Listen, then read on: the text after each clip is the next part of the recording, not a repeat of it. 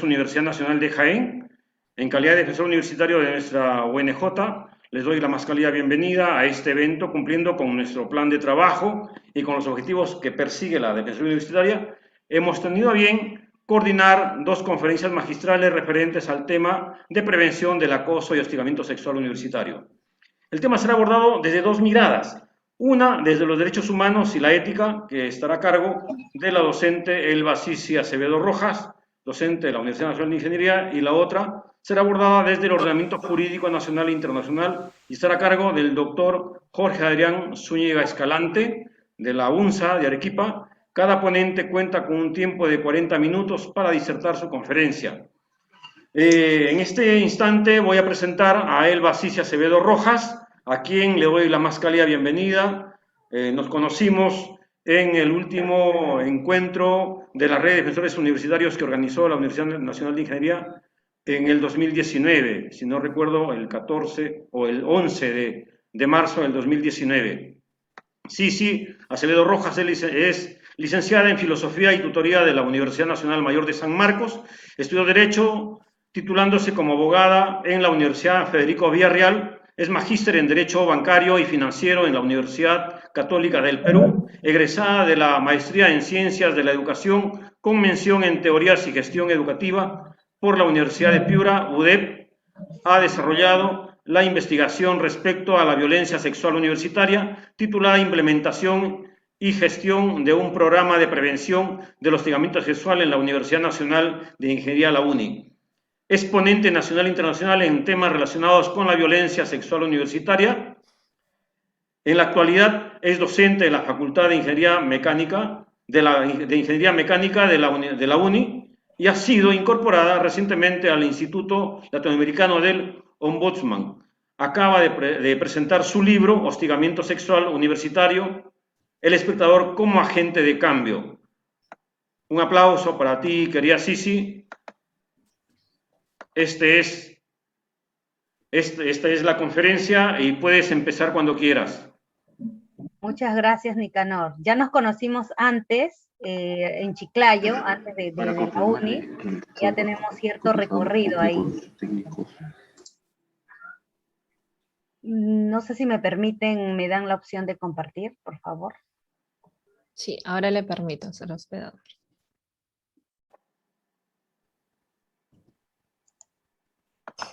Ya está.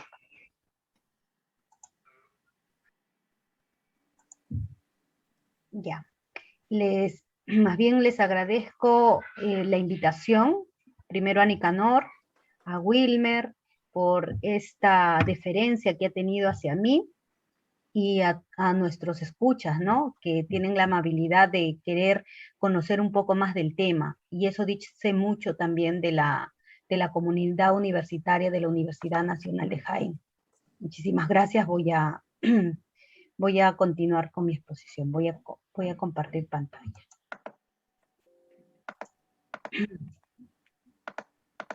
Muy bien. Bueno, veo personas, acá me sale que puedo ver que están personas en la sala de espera. A ver si por favor lo habilitan para que no me esté saliendo a mí el avisito. Gracias.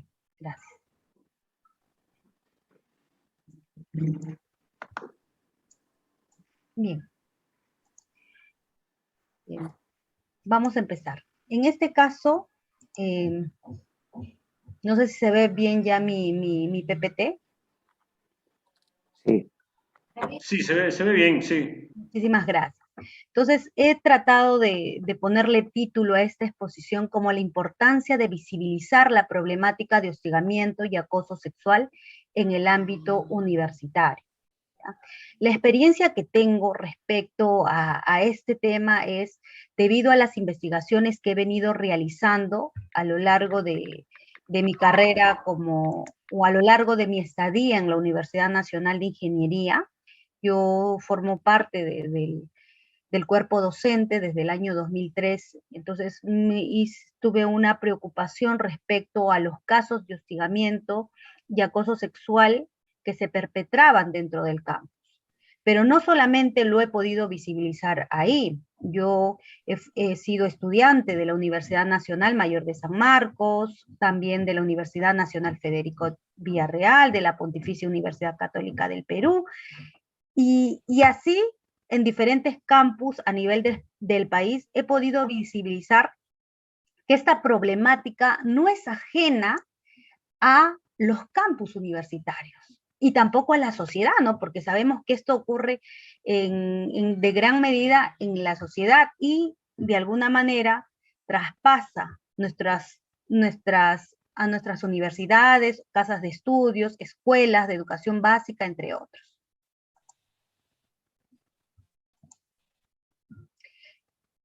¿Cuál es el rol de las universidades? Primero tienen que cumplir una función socializadora, ¿no? Conocer el tema, saber que existe, porque si nosotros, como miembros de una comunidad universitaria, omitimos o generamos, digamos, una desaprensión a este aspecto, por supuesto que no nos vamos a dedicar a tratar de erradicarlo. Entonces, corresponde que exista un efecto multiplicador en el desarrollo de nuestras sociedades.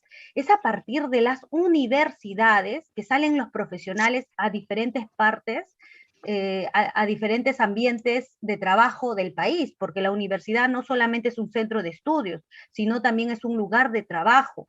De ahí salen los profesionales a diversas partes. Entonces, si bien no se ha podido corresponder esto en la educación básica, ¿no? Estamos hablando de inicial, primaria y secundaria que no se toma en consideración. Entonces, en las universidades les corresponde preocuparse por esta situación. Entonces, es a partir de la universidad que tiene que tomar al toro por las astas y empezar a trabajar un diseño, un programa, una gestión de cómo poder prevenir este tipo de problemática dentro del campus, para que a partir de ahí sea un efecto multiplicador a diferentes ambientes o a diferentes esferas de la sociedad, ¿no? Muy bien, un favorcito, están personas esperando y hay varias personas que están en cola porque me sale en el comunicado, que están 7, 8 personas esperando, por favor. A ver Sí, lo que pasa es que la puse como hospedadora, es por ello que un yo ya favor. no puedo ver a los participantes ahora. Cuando, bueno, les puede dar solamente aceptar, admitir y ya están los participantes dentro de la sala. Ya, sí, tengo que estar admitiendo a cada uno, ¿eh? Y si no me pones como hospedadora, ¿te pones tú como hospedadora? Sí, solamente donde está Defensoría Universitaria, clic izquierdo, dice más, colóqueme como hospedadora en la Defensoría, en el lado de participantes. ¿Sí lo puede chequear? Sí, ahí ya. Ya, Renombrar, permitir, poner en sala de esperas. Hospedadora. Hacer hospedador. Sí, Ajá. ok, ser hospedador. Ya está.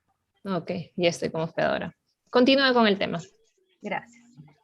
Luego sale, bueno, entonces le corresponde a las universidades realizar este efecto multiplicador. Revisar las relaciones de género imperantes en nuestra comunidad universitaria.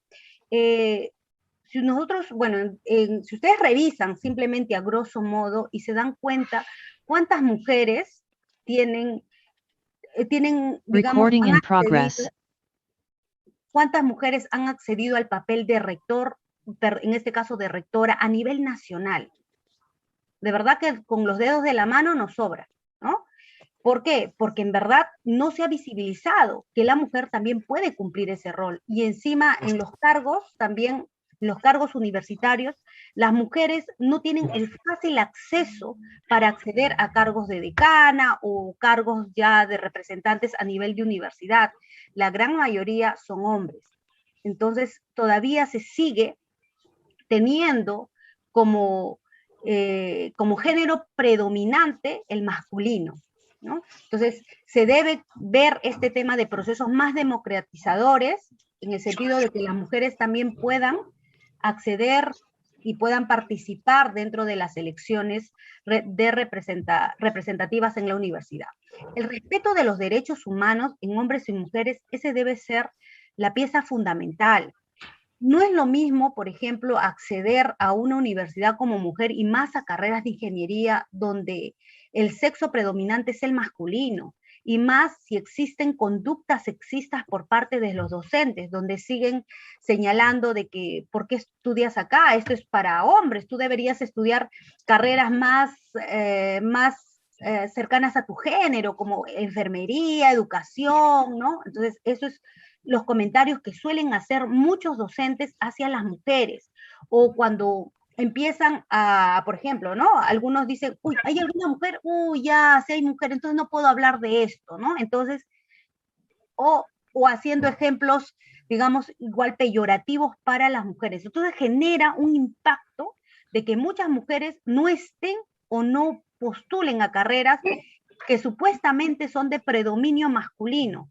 Entonces, lo que se debe hacer es incentivar a que más mujeres formen parte también de la comunidad universitaria casi en la misma cantidad que los hombres, ¿no? Entonces, el respeto debe ser para los dos, tanto para hombres como para mujeres y otras orientaciones sexuales dentro del campus, ¿no?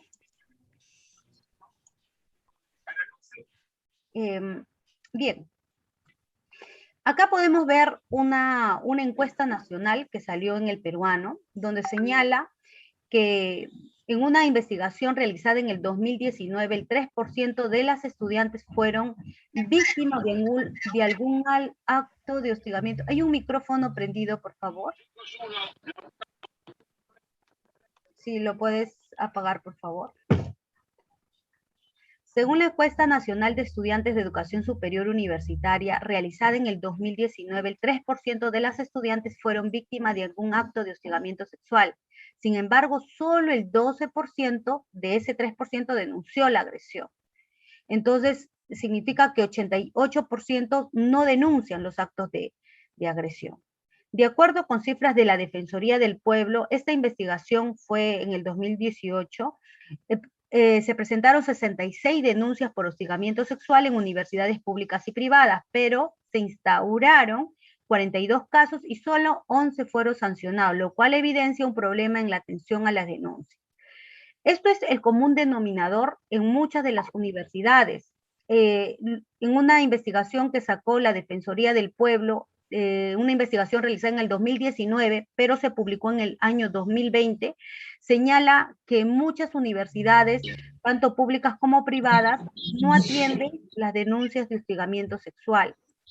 Y más aún, si las personas hacen mucho esfuerzo para denunciar estas, un favorcito, por favor. Ana, ¿estás? Sí, ya están desactivados todos los audios. Gracias.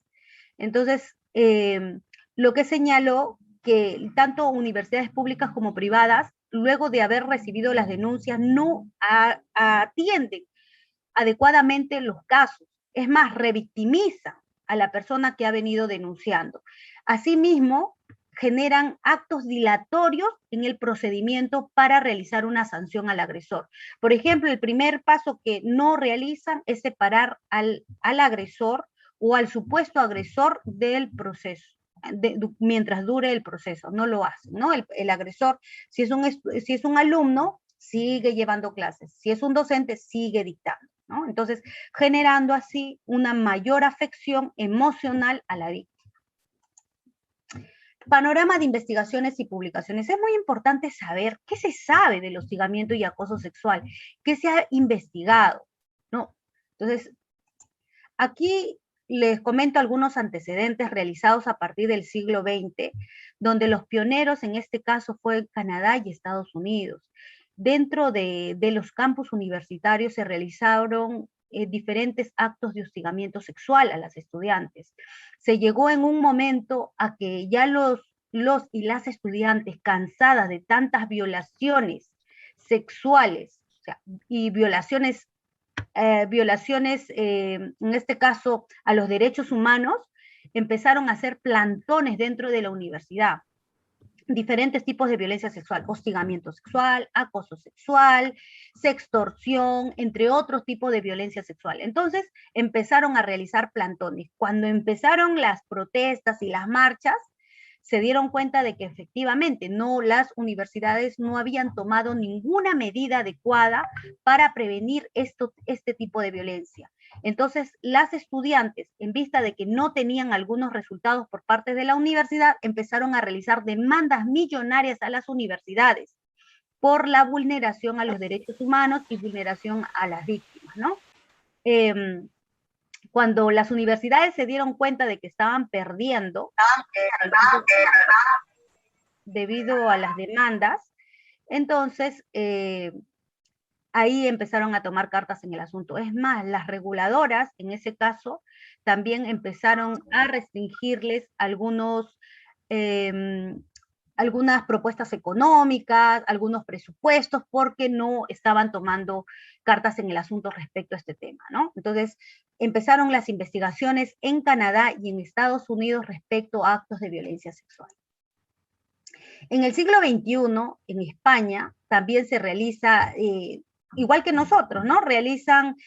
Hay legislación antes de investigaciones. O sea, si bien es cierto, tenemos nosotros una ley y encima un reglamento, muchos de esos son buenas intenciones, porque no se sabe si lo que se señala en el reglamento efectivamente va a poder corroborarse en la realidad. Es decir, cuando uno agarra el reglamento y dice, bien, voy a hacer lo que dice el reglamento, y si efectivamente calza con la realidad, entonces normalmente se hace eso, ¿no? Te doy la propuesta, pero a ver, no sé si funciona. En este caso, por ejemplo, una investigación de Valls Rosa, violencia de género en las universidades españolas, ¿no? Entonces, de la investigación ellos dieron a conocer que aproximadamente 13% de las personas sentían que habían sido acosadas sexualmente. También un 65% señaló que ha sufrido o conocen a alguna persona que también padeció de acoso sexual. Lo que sí era en general es que hay una dificultad para identificar la violencia de género como tal. Es lo mismo que acá. A veces las personas no saben distinguir si es un acoso, un hostigamiento sexual, no lo pueden distinguir adecuadamente porque no se tiene esa claridad, ¿no? En la consulta regional para América Latina y el Caribe, LAC, se hace un recuento de las investigaciones sobre hostigamiento y acoso sexual. Las universidades más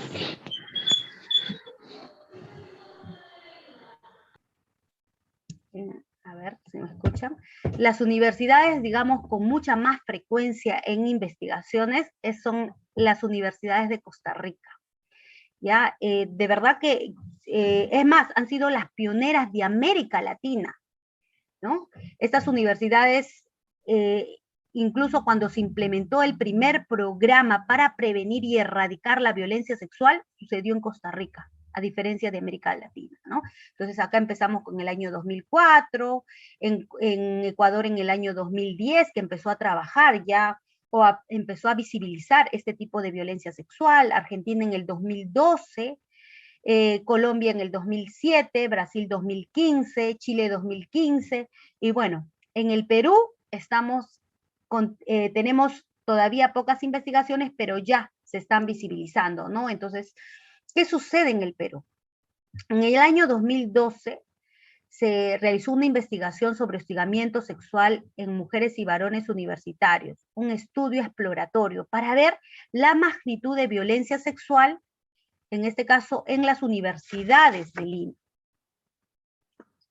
Bien, los resultados, por ejemplo, de este estudio señalaron que 3 de 10 personas había sufrido hostigamiento sexual. 1 de 10 personas en ese último año de investigación y 43% había señalado que sí se había manifestado el hostigamiento sexual y lo había contado a alguno de sus amigos. La Defensoría del Pueblo, esta es la investigación que les señalo, en el año 2019 realiza la investigación, pero se publica en el año 2020. Supervisión a nivel nacional sobre hostigamiento sexual en universidades públicas y privadas. Y ahí la Defensoría del Pueblo señala que en algunos casos no pudo tomar información de algunas universidades porque éstas se negaron a mostrárselas. Asimismo, también dentro de la Defensoría del Pueblo señala que muchas de las autoridades, desde rectores, decanos, no saben lo que es el hostigamiento sexual, no conoce procedimientos de cómo atender casos de hostigamiento sexual, entre otros aspectos, ¿no? Ahí está en la investigación y señala tales universidades, etcétera, ¿no? De lo que recogió la Defensoría del Pueblo, señaló que habían sido acosadores o personas denunciadas por acoso sexual, docentes 24%, bueno, el término debería ser, bueno, ellos lo ponen acosadores, pero es hostigamiento sexual por el nivel de jerarquía, ¿no? Un 24% en privadas y un 30% en públicos, docentes, hostigadores. Estudiantes 24% en privada y 22% en público. Por lo que se puede evidenciar, según esta investigación, que más son las personas hostigadoras, docentes, que estudiantes. En una investigación en el año 2020 por Santos Lucía, Nunca más tendrán comodidad en nuestro silencio, análisis de la respuesta institucional de la PUC ante casos de acoso sexual. Bueno, en este caso lo que ella proponía o recomendaba era estudios de género dentro de la universidad, que se desarrollen políticas de igualdad docente, ¿no? Entonces, que tanto haya docentes hombres como mujeres en la misma proporción, que se prevenga y atienda y se sancione adecuadamente los casos de hostigamiento sexual o acoso que se presenten dentro de la universidad o cualquier tipo de violencia sexual, ¿no? Bueno, este es un libro que yo presenté, bueno, en realidad yo he realizado, no he tomado todas las investigaciones, pero en el año 2020, bueno, en el 2019 yo realicé una investigación, implementación y gestión de un programa de prevención contra el hostigamiento sexual. Para ello, lo que hice fue una investigación preexperimental, ¿no? Con un pre y post-test. De esta investigación salió como resultado, sobre todo en el post-test, que efectivamente la comunidad universitaria vivía con el hostigamiento y el acoso sexual. Muchos de los estudiantes no conocían lo que era el hostigamiento y el acoso sexual, incluso cuando ellos ejercían actos así no se daban cuenta. Entonces, es señal pues de que este tipo de conductas viene arraigadas en la sociedad, producto que no se ha podido hablar al respecto, o no se ha buscado la forma de cómo erradicarlo o de hacerles de conocimiento que algunas conductas negativas que están mostrando, bueno, están generando un daño a los derechos humanos a la otra persona, ¿no? Y bueno, la publicación del libro Hostigamiento Sexual Universitario, el espectador como agente de cambio. En este libro lo que se busca es en realidad de alguna manera reflexionar sobre las normas que tenemos, generar algunas propuestas para trabajar el acoso y el hostigamiento sexual dentro de las comunidades universitarias. También lo que se busca es visibilizar los casos de hostigamiento sexual. Eso es lo que se está proponiendo en el libro. También en una investigación que se realizó en el año 2015 en la Universidad Nacional Mayor de San Marcos, específicamente en la Facultad de Medicina, los autores Miguel Oliveros, Alberto Perales, Salomón Zabalas, entre otros, habían señalado que respecto a la pregunta, ¿ha percibido algunas actividades institucionales respecto con el acoso sexual? Bueno, la muestra fue 93 estudiantes y los estudiantes habían señalado, por ejemplo, que sí, ¿no? Que quienes realicen, si ustedes se dan cuenta, el acoso sexual, por ejemplo, entre acoso docentes un 9.3 y estudiantes 10.7. Intercambio de recompensa por favores sexuales, los docentes se habían señalado, los estudiantes, que ellos eran los que recurrían más a este tipo de actos respecto a los estudiantes. Conducta promiscua, bueno, acá señalan que los estudiantes son los que recurren más a este tipo de conductas. Mostrar materia sexual, uno y los estudiantes más, y conducta maliciosa están ahí entre los docentes, 16.1 y 18.2 los estudiantes. Pero acá hay una cuestión, que los docentes no deberían cometer ninguno de este tipo de agresiones, ¿no? No es que se excuse a los estudiantes, pero se supone que ellos son los que deberían tener esta calidad moral, por lo cual también forma parte de su situación como docente, ¿no?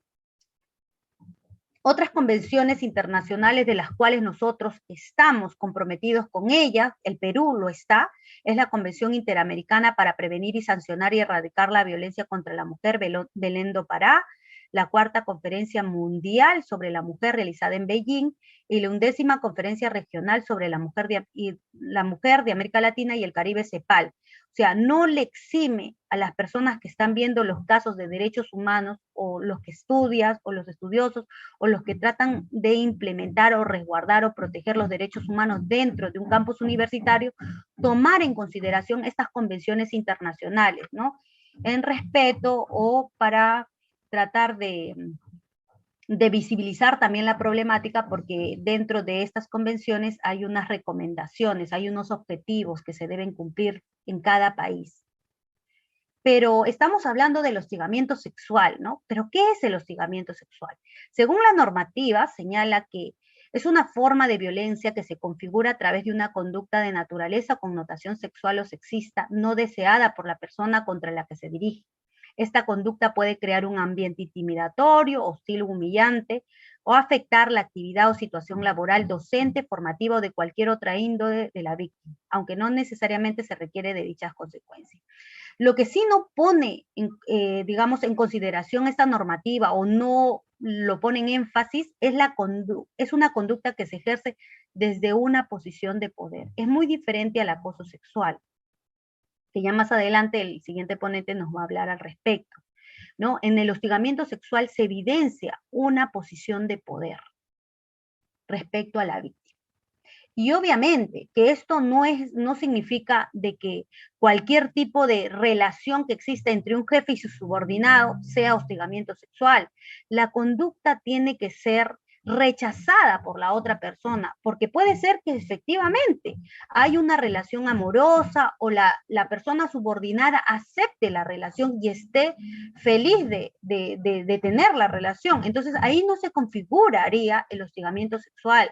El hostigamiento sexual se configura cuando la persona que recibe el acto de connotación sexual o sexista a través de una frase, un piropo, como le quieran llamar, pero normalmente un piropo tiene otra naturaleza, algún tipo de hostigamiento verbal.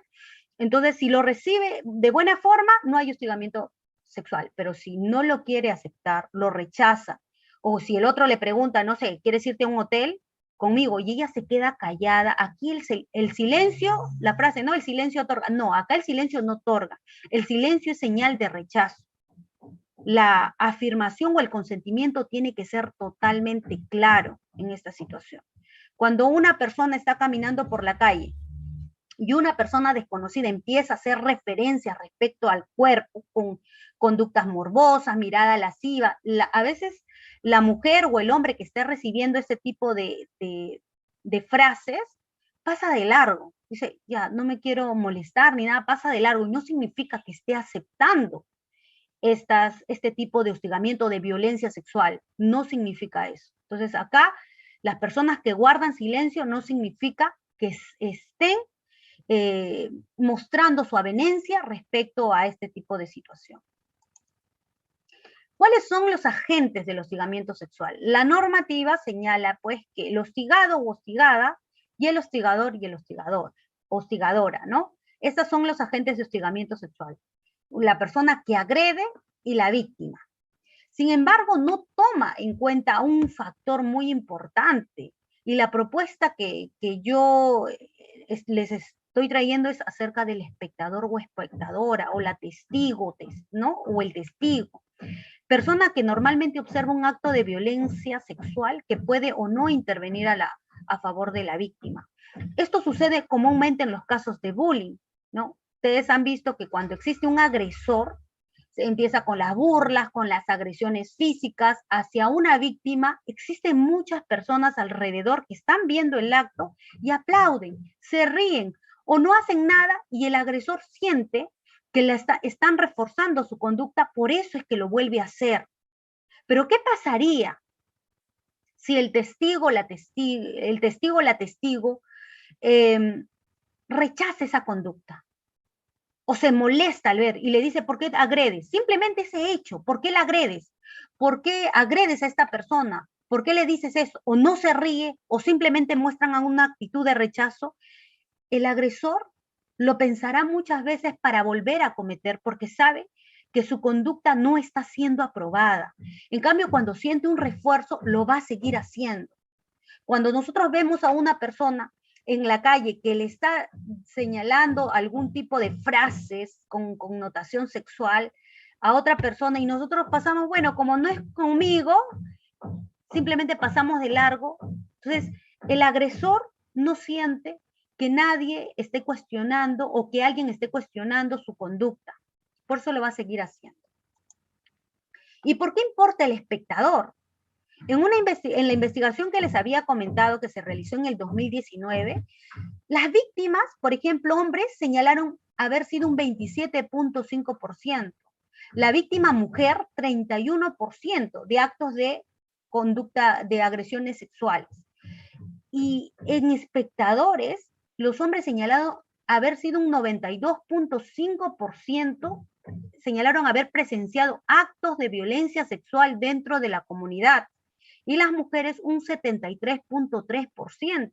Si se dan cuenta, los espectadores suelen ser más que las víctimas. Y no significa que ahora hay que desatender a las víctimas. Significa que cualquier tipo de programa, cualquier tipo de taller, cualquier tipo de implementación que busque reducir conductas violentas dentro de la comunidad universitaria debe estar completamente dirigida al espectador. Si el espectador está empoderado, si el espectador está sensibilizado, conoce el tema de derechos humanos, va a poder ayudar a la víctima, va a poder corregir esta situación, va a ayudar a la víctima a denunciar, ¿no? Entonces va a sentir esa empatía que se busca. Entonces, eso no es que no se atienda a las víctimas, se debe atender, se debe sancionar al agresor, pero para prevenir, si efectivamente buscamos prevenir a los espectadores. Pero, ¿cómo podemos trabajar ello? ¿Cómo poder trabajar talleres, programas, para que las personas estén prevenidas, sensibilizadas respecto a este tema? Bueno, nosotros tenemos un reglamento, la ley 27942, en el título 2 señala las reglas generales para la prevención, protección y sanción contra el hostigamiento sexual. El artículo 11 señala las medidas de prevención del hostigamiento sexual.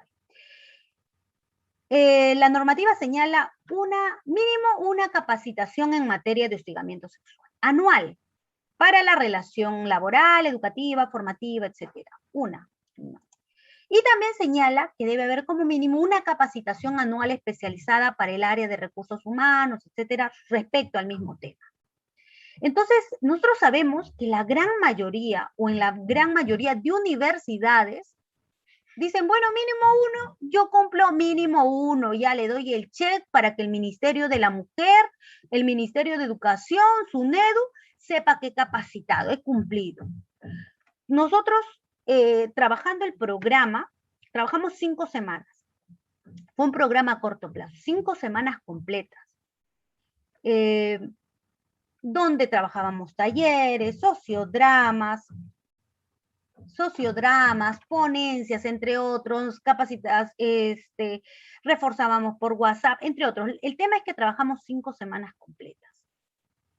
Y al final, cuando tuvimos que medir nuevamente el resultado respecto a este programa, si había sido efectivo o no, las mujeres al 100% reconocieron los estereotipos sexuales, conductas sexistas, entre otros, sabrían dónde realizar la denuncia, cuál era el procedimiento que se tenía que señalar dentro de la universidad. Las mujeres al 100%.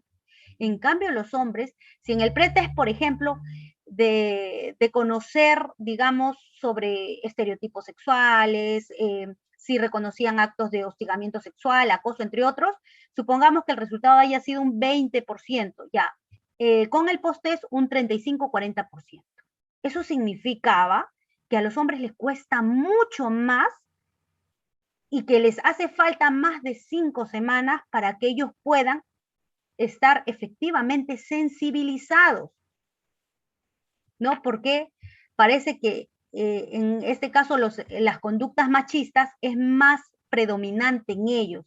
Si bien es cierto, las mujeres lo podían entender más porque dentro de los talleres, ellas empezaron a narrar situaciones de hostigamiento sexual que ocurrían tanto dentro del campus como fuera del campus. Entonces, eran muy frecuentes para ella, era mucho más común.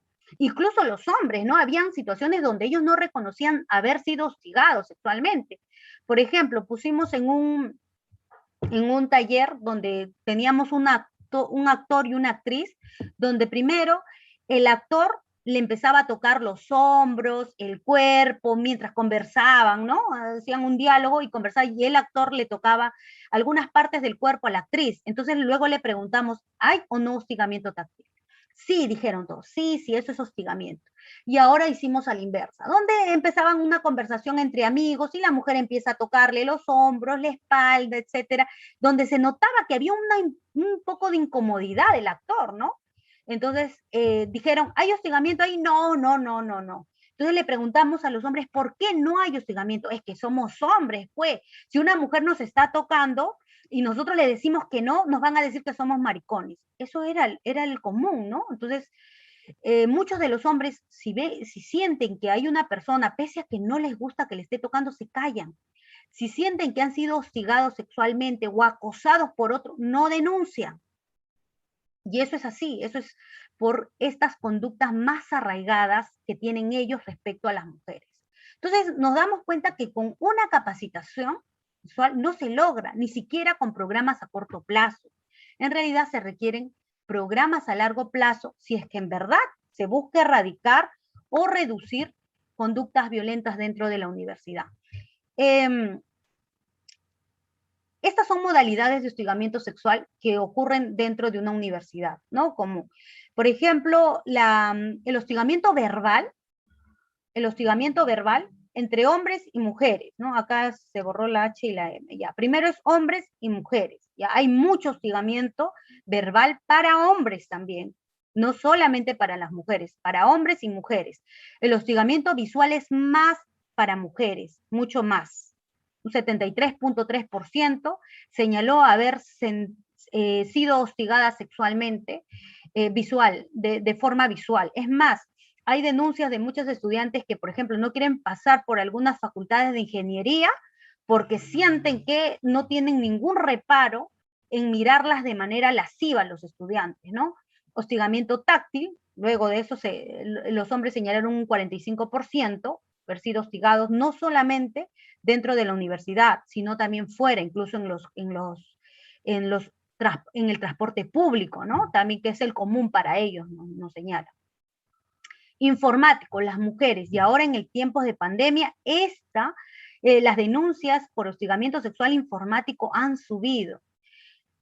Una vez un defensor universitario me preguntó y si yo no tengo denuncias, me dice, no tengo ninguna denuncia. Yo le digo, wow, puede ser porque estás haciendo muy bien las cosas o en realidad porque no estás haciendo nada, ¿no? Porque si efectivamente no existen denuncias, las personas no saben dónde denunciar, no distinguen qué tipos de violencia están sufriendo y no saben si existe alguna defensoría o no dentro de la comunidad universitaria, ¿no? Y eso también es una cuestión bastante preocupante.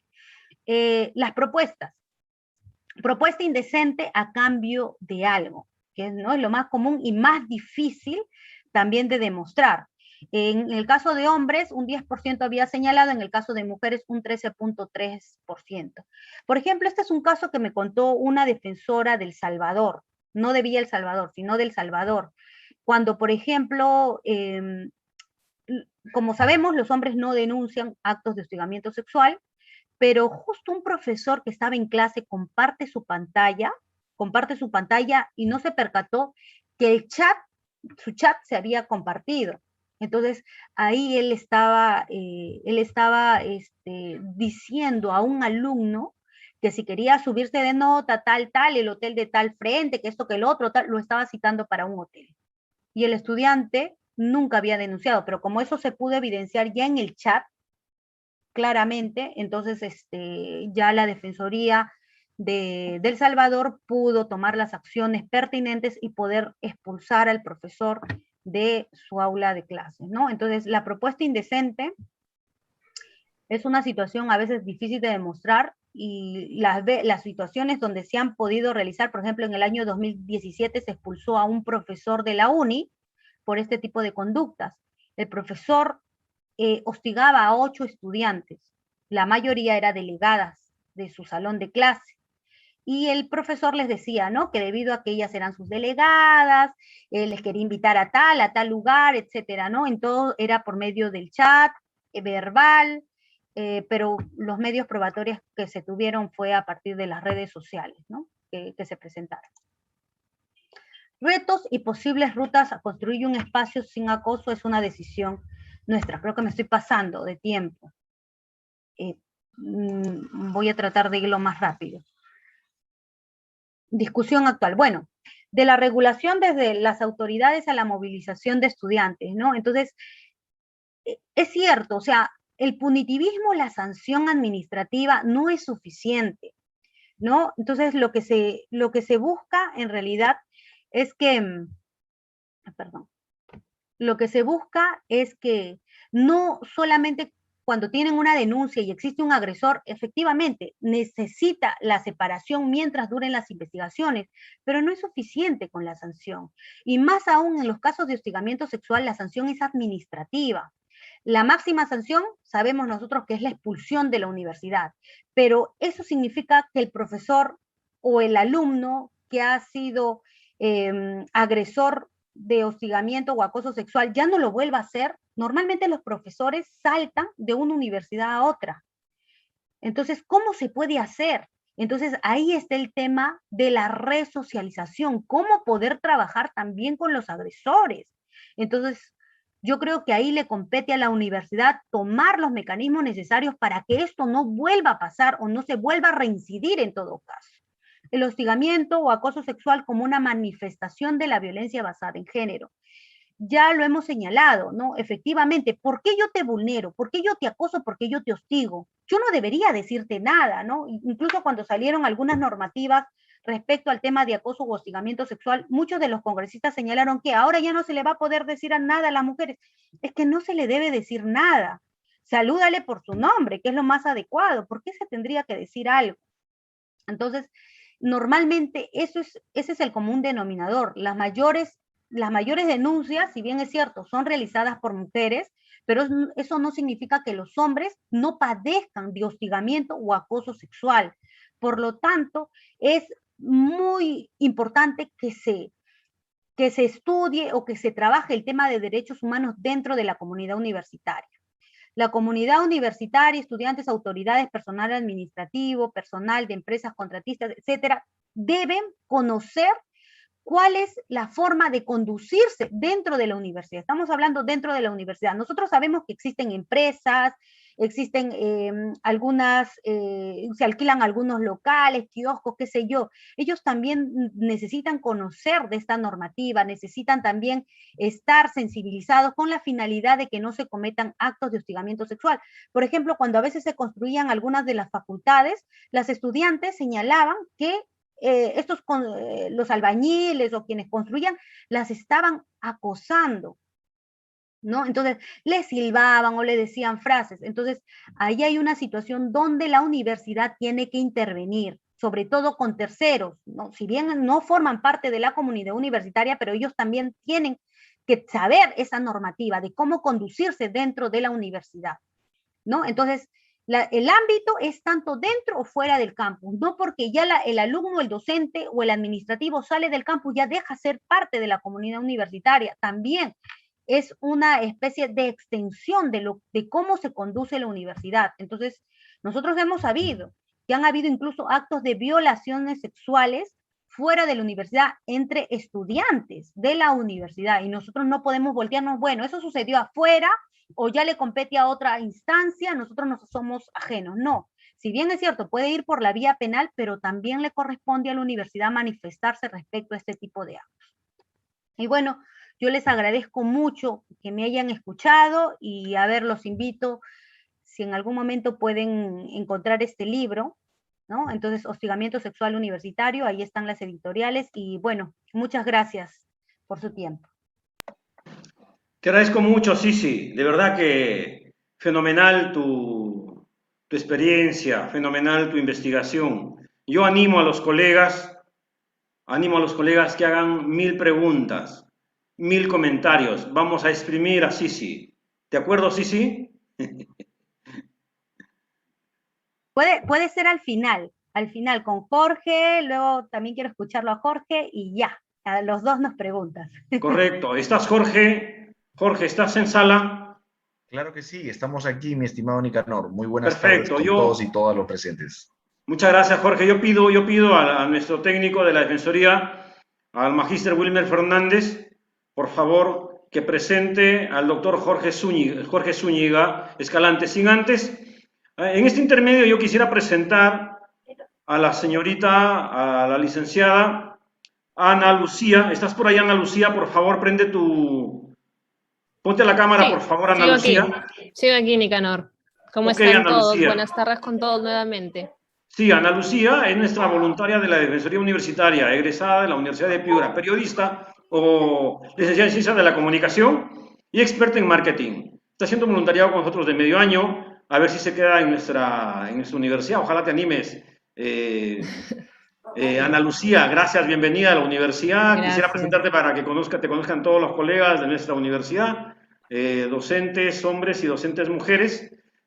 Nada, solamente para presentarles este medio minuto de intermedio para presentarles a nuestra voluntaria de la Defensoría, Ana Lucía, que tiene un gran recorrido a nivel profesional, a nivel de marketing económico, marketing periodístico, marketing de imagen, incursionando ahora en el tema de los derechos humanos en la defensa y equidad de género. Gracias, Ana Lucía, por estar aquí. Entonces, Gracias a te dejo la todos. posta a usted, Wilmer, le dejo la posta a usted, Wilmer Fernández, por favor, presente al doctor Zúñiga. Ok, buenas tardes con todos y todas. Quiero dar la bienvenida al doctor Jorge Adrián Zúñiga Escalante, quien nos va a hablar sobre el tema del hostigamiento sexual desde el enfoque más legal. El doctor Jorge Adrián Zúñiga Escalante es abogado por la Universidad Nacional de San Agustín, magíster en Derecho con mención en Política Jurisdiccional de la Pontificia Universidad Católica del Perú, especialista en política jurisdiccional por la Universidad de Castilla-La Mancha, ¿no? También es docente universitario a nivel pre y posgrado, conferencista internacional, actualmente dedicado al litigio independiente, profesor asociado de la Academia de la Magistratura y docente a tiempo parcial de la Universidad Tecnológica del Perú, UTP. Ha sido asesor principal de la Comisión de Constitución y Reglamento del Congreso de la República, subgerente de Asuntos Jurídicos en Derecho Penal y Prevención del Delito en Salud, subgerente de Asuntos Arbitrales de Salud, integrante de la Secretaría Técnica de Implementación del nuevo Código Procesal Penal del Ministerio Público y ha sido asesor externo en materia penal del proyecto Auditoría Social al Sistema de Justicia, ejecutado por la Comisión Andina de Juristas, órgano con estatus consultivo ante la ONU y la OEA, ¿no? Doctor Jorge Adrián Zúñiga Escalante tiene la palabra. Muchísimas gracias. En principio quiero agradecer la gentil invitación por parte de ustedes para poder participar en este evento tan importante, ¿no? Es para mí más que grato poder acompañarlos, en todo caso, luego de la brillante ponencia de Elba Acevedo, para poder compartir algunas líneas sobre lo que es el acoso, el hostigamiento, y que, aunque pareciera quizá que el derecho penal tiene que ver únicamente o de manera estricta a lo que corresponde al delito y demás, vamos a compartir algunas ideas, ¿no?, sobre lo que finalmente tiene que ver el derecho penal en este contexto, pero en especial sobre cuál es el rol que juega el derecho penal, ¿no?, y cómo es que resulta de trascendencia lo que vamos a identificar nosotros en el contexto de alguna información que queremos valiosa. Y vamos a compartir unas pequeñas PPTs que hemos preparado para estos efectos.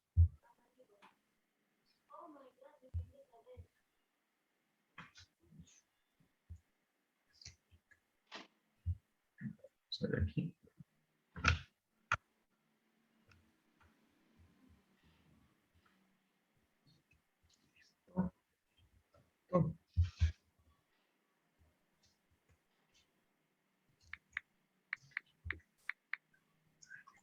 compartir con el botoncito verde. De Sí, repente... sí, no te preocupes, no te preocupes. Ahora la vamos a...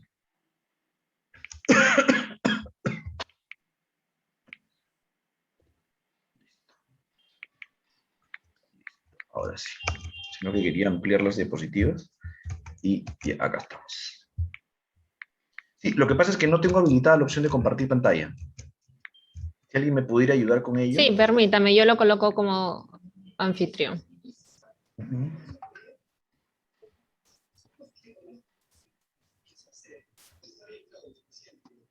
Ok, ya está para que pueda compartir. Perfecto. En efecto, el día de hoy vamos a compartir algunas ideas sobre lo que va a ser el acoso, el hostigamiento sexual, pero más importante, lo que queremos nosotros es su vinculación con el derecho penal, ¿no?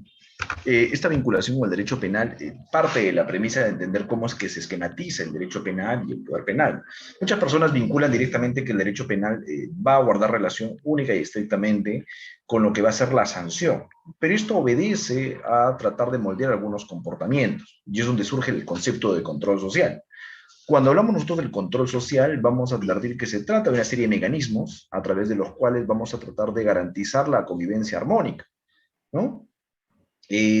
Digamos que lo más importante en el entorno de convivir con otros seres humanos es tratar de entender que somos personas distintas entre sí, pero en especial que debemos respetar las libertades de otros, ¿no? Es cuando nosotros comenzamos a creer que hay cuestiones de naturaleza absoluta cuando se producen los conflictos. Y un poco esta tesis del control social va a buscar más bien construir mecanismos que permitan evitar que las personas alteren o afecten derechos de terceros. Por esa razón que bajo los niveles de control social se van a postular 3 niveles de control social.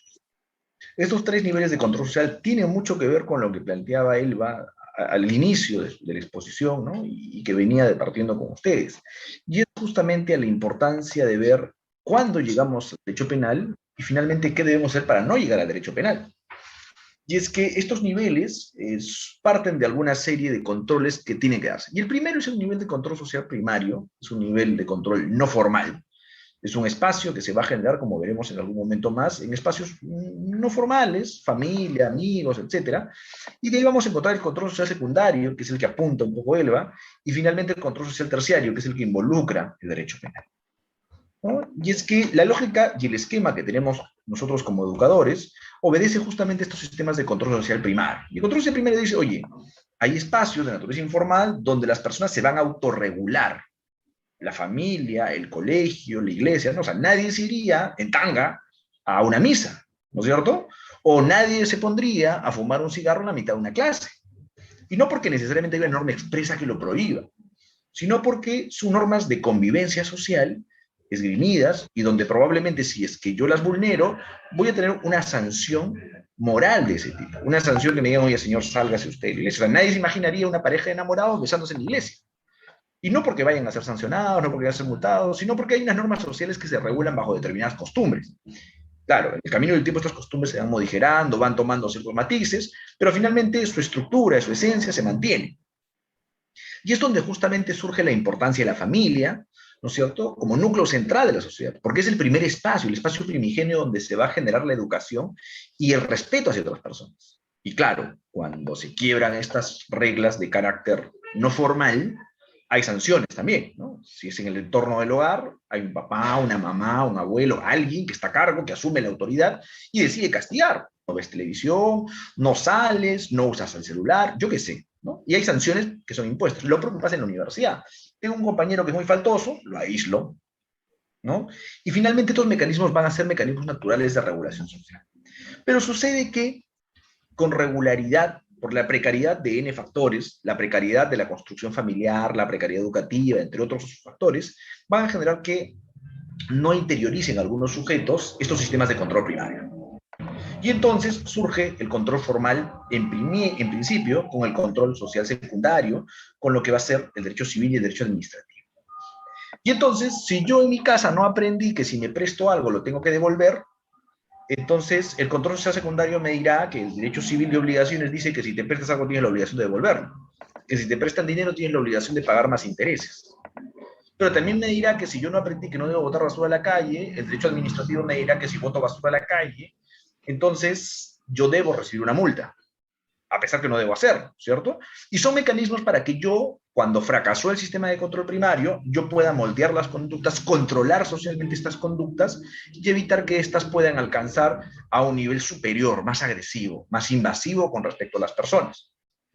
Y es como así el derecho civil va a regular algunos conceptos básicos, ¿no? Sobre cómo son las relaciones que están permitidas, ¿no es cierto? Dónde se inicia la vida, dónde se acaba la vida, ¿no? Temas tan palpables como los que podrían ser el solo hecho de cuándo se inicia y cuándo acaba la vida, ¿no? Si no, veamos la coyuntura que tenemos hoy por hoy con la muerte de uno de los líderes terroristas más sanguinarios que ha tenido el Perú. Ese tipo de conceptos, cuáles son las obligaciones que yo debo respetar y proteger a mis padres, que debo proteger y respetar a mis hijos, etcétera. Ese tipo de conceptos van a estar contenidos en un documento llamado Código Civil o el Derecho Civil en general. Y lo propio va a suceder cuando yo tenga que saber cómo me interrelaciono con algunos conceptos básicos que me permiten interrelacionarme con el Estado. ¿No es cierto? Oye, hemos creado una ficción legal además llamada Estado, y este Estado tiene la obligación de garantizar mínimamente una serie de servicios. Me va a garantizar que yo tenga obediencia con este Estado, pero sin evitar que estos se abusen del poder. Y vamos a tener todo un sistema de check and balance, un sistema de control de poderes que permitan mantener y garantizar este sistema ordenado, que finalmente está orientado a una convivencia armónica.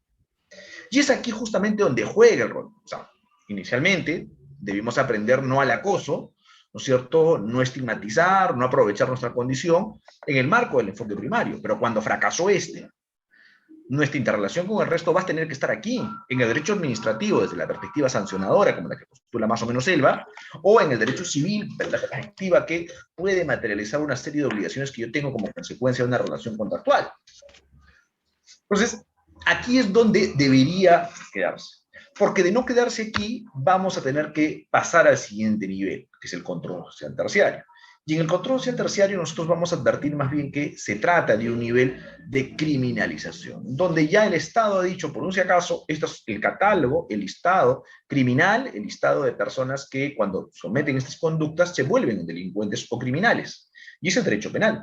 Y entonces el derecho penal va a construir todas aquellas estructuras que considera delitos.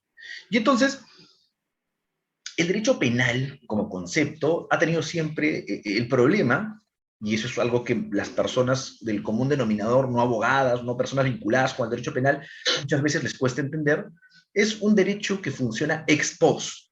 El derecho penal no está para prevenir delitos, no. El derecho penal surge después que se cometen los delitos. O sea, cuando fracasó el sistema de control primario, cuando fracasó el sistema de control secundario, cuando fracasó el sistema de control secundario en todos sus niveles, entra recién el derecho penal cuando ya se consumó el delito. Lo ideal es que yo en casa sepa que no debo lesionar a otras personas. Control nivel secundario, debo saber que debo respetar la vida. Nivel terciario, maté a alguien. O sea, es porque no comprendí los sistemas de control, pero ya funciona de ex post. Porque claro, ya lo mataste, entonces ahora lo que me toca es, oye, tienes una pena. Y lo propio pasaba con el delito contra la libertad sexual, violación sexual. ¿Por qué? Veremos a continuación por qué funcionaba ello. Y es como surge la ley del acoso. Y entonces en el camino del tiempo dijeron, oye, el derecho penal no puede llegar tarde. La sociedad necesita medidas urgentes. Y como el derecho penal no puede llegar tarde, vamos a partir que tiene dos aspectos. Por un lado, va a ser la perspectiva que va a definir el catálogo de delitos. Me va a decir, oye, por un si acaso, este libro llamado Código Penal me dice qué conductas son y cuáles no son delitos. Y cuándo estás en tal o cual conductas. Pero tiene una finalidad. No solamente que aparezca cuando va a suceder el delito, sino en especial evitar que estas conductas se produzcan. Y es la famosa figura de la prevención general. El derecho penal tiene dos funciones específicas, por lo menos se reconoce eso hoy por hoy. La prevención general, que es la perspectiva que todas las personas, en teoría, cuando conocen que tal o cual conducta es delito, no la cometen. Teóricamente eso es lo que dice. Y la prevención especial respecto a la persona que ha sido condenada, que después de ser condenada, no advierte, en todo caso, que quiere cometer nuevamente el delito. Sin embargo, vamos a ver que la finalidad es más bien generar un cuadro de valores, y eso es lo que va a hacer el Código Penal. En contraposición a lo que es delito, me debe definir qué cosa es un valor que yo debo proteger. Y así es cuando surge la naturaleza del derecho penal como instinto de última ratio, como que funciona solamente en defecto de lo que no pudo funcionar. Control primario, control secundario y demás.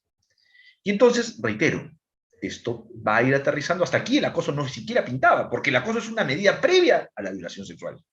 No tiene nada que ver con la violación sexual. Y entonces es donde viene y surgen los fundamentos de la libertad sexual como bien jurídico. Estos fundamentos de la libertad sexual como bien jurídico tienen que estructurarse un poco en un fundamento ciertamente histórico. Y este fundamento histórico se ve esgrimir de la siguiente manera. Vamos a identificar que en 1924, en lo que se conocía como el Código Maurtua, se regulaba los delitos contra la libertad y el honor sexuales, ¿no es cierto? Y estaba ubicado en el capítulo del libro de delitos contra las buenas costumbres. ¿Qué significaba eso? Que la libertad sexual en realidad estaba acotada, y eso implicaba que solamente se sancionaban aquellas conductas que iban contra la libertad sexual. Relaciones sexuales contra natura, entre relaciones homosexuales, entre otras. Y las conductas o las inconductas que postulaban las mujeres bajo el criterio de moralidad que se tenía en ese momento. Ojo, 1924, ¿eh? Sin embargo, en el camino del tiempo y en 1966, estos delitos de libertad sexual van a terminar modificándose y tener una cosmovisión más amplia con el pluralismo, y van a aproximarse a los delitos de la libre autodeterminación sexual. Y que dice, oye, aguanta, hombres y mujeres tienen la libertad de sostener relaciones sexuales como y cuando quieran, pero siempre heterosexuales. Ya luego con la posmodernidad se entiende el pluralismo moral y dicen, oye, finalmente el ámbito de la libertad sexual es un ámbito y un espacio personalísimo que no interesa a nadie más que a las partes que se involucran, por lo cual corresponde y compete respetarlo. Y entonces uno se preguntará, ¿y qué tiene que ver hasta aquí la cosa? Y es que, bueno, resulta que como consecuencia de esto, se surge la lógica de la libertad sexual como bien jurídico, que exige la libertad de disposición del cuerpo sin más limitación que la libertad ajena. ¿Se dan cuenta? Libertad de disposición del cuerpo sin más limitación que respetar a los demás. Y, lo más importante, la facultad de repeler agresiones sexuales. Estos dos bienes jurídicos van a estar vinculados estrictamente contra los delitos de libertad sexual. Sin embargo, vamos a advertir además que para efectos de las personas menores de edad, estas no ostentan libertad sexual, sino que ostentan indemnidad sexual. Ya hablamos de menores de edad de 14 años. ¿Okay? Hay una serie de modificaciones que se hicieron en el tiempo que establecen que las personas mayores de 14 años ya gozan de libertad sexual. Y la indemnidad sexual es que no existe posibilidad de aprobación de un acto sexual. ¿Okay? Por más consentimiento que pudiera ser dado de manera explícita o tácita, jamás se va a considerar válido si es que es una persona menor de 14 años. Y esto es lo que era objeto de protección de los delitos de libertad sexual. Sin embargo, en el camino del tiempo dijeron, oye, el derecho penal necesita fluir un poco más rápido y necesita ya no aparecer de manera ex post, no necesita aparecer después del delito, sino que además es importante que estas personas tengan necesariamente que identificarse y buscar prevenir el delito. ¿Cómo vamos a prevenir el delito? Y entonces, para prevenir el delito, dijeron, hay que crear conductas que sean previas a la consecuencia. Yo quiero proteger la libertad sexual, pero lo que pasa es que ya cuando aparezco muy tarde, ¿cómo hacemos para que esto funcione y sea antes? Y entonces vamos a crear el derecho penal para los actos preparatorios. Y entonces, una de esas conductas que está vinculada con estos actos preparatorios va a ser justamente entender que la libertad sexual parte de que el derecho de estos individuos se inicia donde comienza o donde termina el derecho del otro. Y que además tiene que ser ejercido entendiendo los riesgos y demás. Por lo cual exige libertad y respeto de las demás partes. Lo que me va a llevar a entender la figura de la violencia de género. Entonces el derecho penal dice, oye, ¿sabes qué? Esto ya no funciona así. El derecho penal no puede llegar, el derecho penal tiene que llegar antes de que pase. Y ese paso antes es entender que existe una figura que se llama violencia de género. Oye, esto se da porque regularmente la mayor parte de las víctimas son mujeres. Y entonces yo necesito identificar que estas personas requieren de protección especial para evitar que lleguemos a esos casos de violación. Y vamos a construir la figura de la violencia de género. Y esta violencia de género va a partir, bajo algunas premisas que tenemos aquí, que son justamente entender que es una violencia que se ejerce regularmente, aunque no únicamente, contra las mujeres, y son ejercidas regularmente por el hombre.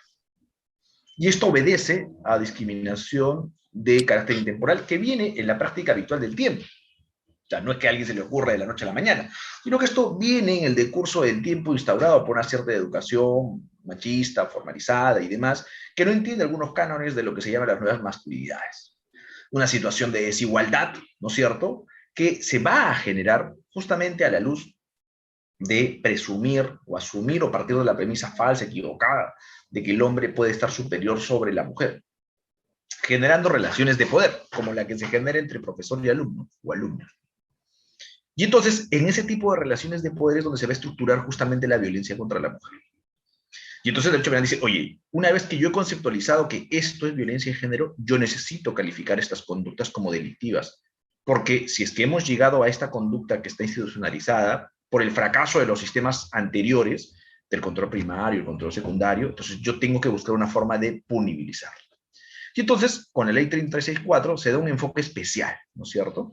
Se parte de la lógica del enfoque de género, donde se va a encontrar que existe una relación asimétrica entre varones y mujeres, y que esa relación tiene que ser, en cierto modo, cautelada, ¿no? Preponderada, de manera paritaria, pero entendiendo a su vez que hay enfoques de integralidad, ¿no? Porque esto no solamente obedece a ser hombre o mujer, sino que además tiene que ver con determinadas condiciones individuales, ¿no? Cuál es el vínculo que tiene esta persona con la familia, con la comunidad, si tiene algún estándar de pobreza y demás, vinculado también con lo que será el enfoque de interculturalidad, ¿no? El enfoque de ver otros tipos, otras cosmovisiones que puedan existir. No hace mucho escuchaba, por ejemplo, un informe sobre la deserción universitaria de personas de comunidades campesinas o nativas, ¿no? Y eso obedecía justamente a una problemática real en las universidades, que no había un proceso de adecuación de estas personas becadas de los procesos de comunidades nativas y campesinas a las universidades que están en las grandes orbes. Y eso justamente afecta la posibilidad de garantizar los derechos humanos, entre ellos la igualdad. Entender a su vez que este enfoque venía acompañado de un enfoque completo de derechos humanos, ¿no? Un enfoque 360, derechos humanos, y entendiendo que además esto puede generar espacios de vulnerabilidad bastante severos. Estos espacios de vulnerabilidad que se van a generar obedecen a características especiales, ¿no? Porque finalmente, bajo lo que postulaba también Elba hace un momento, estas personas que van a ser víctimas de acoso, finalmente van a ser personas que se van a encargar de ser en cierto modo el representante de un conjunto de personas que tienen una suerte de dificultades de comunicación con el ordenamiento, en este caso con la formalidad por parte de la universidad. Y finalmente el enfoque generacional, ¿no? Sin lugar a dudas no es lo mismo una persona que esté haciendo estudios universitarios y que tiene una cierta relación de inferioridad con respecto al docente o con la universidad que con el resto de personas. Y es así como plantea el convenio de la Convención de Naciones Unidas para eliminar la forma de discriminación en el 79, que toda distinción, exclusión o restricción basada en sexo tenga por objeto resultado menoscabar o anular el reconocimiento. Y este viene a ser justamente el sustrato o el elemento central para impulsar en su momento el delito de acoso. Porque se entiende que el acoso busca justamente generar esto, ¿no es cierto? Hacer una restricción basada, ¿no es cierto?, en el sexo, que tiene por objeto menoscabar ese reconocimiento o ejercicio por parte de la mujer, lo que a su vez va a generar o va a afectar pues su participación en diversas esferas, ¿no? En la misma línea, sucede ya posteriormente con el famoso convenio Belén du Pará del 94, donde se establece pues que la violencia contra la mujer parte de aquellas conductas basadas en su género que le causan muerte, sufrimiento, daño físico, sexual o psicológico. Y es en medio de este daño psicológico se crea el tipo penal de acoso, que tiene sus particularidades. Y tiene sus particularidades porque no hace mucho tuve la oportunidad de participar en una mesa de trabajo organizada por el Congreso de la República y evaluábamos un poco este tipo de delitos y veíamos cómo había una escasa incidencia en el sistema de justicia. Y es que el delito de acoso, contemplado en el artículo 151A, establece un tipo penal sumamente amplio. Y entonces el problema que se genera como consecuencia de eso es que el delito regularmente va a tener una estructura que va orientada a tratar de establecer de la manera más prístina cuáles son las conductas a imputarse, ¿no? El famoso principio de legalidad o de tipicidad que se exige. Y entonces aquí se postulaba, ¿no?, como cualquier elemento, dicen, oye, cualquier persona, ¿cierto?, que de forma reiterada, continua o habitual. Eso en el párrafo posterior va a decir que incluso puede ser una sola vez y eso bastaría. Pero que por cualquier medio hace lo siguiente: vigila, persigue, hostiga, asedia o busca establecer contacto o cercanía con una persona sin su consentimiento. Y aquí viene el problema del asunto. Dice, de modo que puede alterar el normal desarrollo de su vida cotidiana, será reprimido con una pena. Y entonces lo que se preguntan regularmente es cómo yo determino desde la perspectiva objetiva el alterar el normal desarrollo de la vida cotidiana. Porque el principio de legalidad penal trata de garantizar que las personas, cuando despliegan una conducta que es ilícita, sea lo más precisa posible, no dé lugar a ninguna interpretación. Pero cuando yo digo el alterar el normal desarrollo de su vida cotidiana, vamos a encontrar que es un mar de supuestos. Y entonces, ¿cuándo estoy en ese supuesto? Claro, si yo me pongo a ver en un supuesto como el caso Evi Ágreda, me queda clarísimo que es un supuesto de acoso, ¿no? Y finalmente decantó en la muerte de esta pobre muchacha. Pero, ¿qué pasa en el caso que los que planteaba Elba, por ejemplo? ¿No es cierto? El obrero de construcción que está en la obra, que ve una chica y le suelta alguna grosería. Finalmente, no está aparentemente en esto, pero está en el supuesto de buscar contacto. Y probablemente si es una persona que muy suelta de huesos, muy superada, probablemente le conteste con alguna grosería y se la devuelve y se queda ahí. Pero si es una persona que sea muy sensible, probablemente se sienta ofendida, preocupada, se estrese. Y entonces, ¿cuándo estoy en el supuesto de que altere o no altere? Y es allí donde justamente surge este esquema. Porque es allí donde, para poder determinar ese supuesto, yo tengo que hacer el análisis de este esquema. ¿No es cierto? Verificar el análisis individual de esta persona. Es una persona que tiene una familia bien constituida, la personalidad de la persona, y es por eso que regularmente en los delitos de acoso a mí me van a solicitar una evaluación psicológica, para que en el marco de esa evaluación psicológica se pueda determinar, en todo caso, la necesidad si hay una suerte de afectación. Claro, y el Código Penal va a contemplar además que esto se pueda materializar a partir de determinadas conductas. Pero no soy honestos, condenas por acoso se han dado solo cuando, o sea, las que se han dado hasta ahora en el Poder Judicial, en el sistema de justicia a nivel nacional, son muy pocas. Y las que se han dado es porque se han materializado actos de agresión.